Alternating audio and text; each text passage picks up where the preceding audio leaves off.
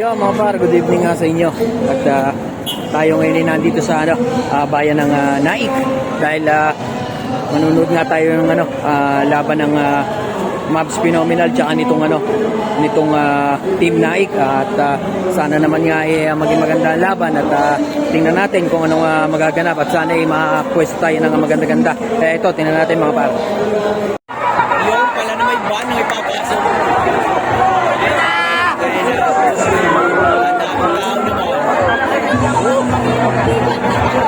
Mga bangers.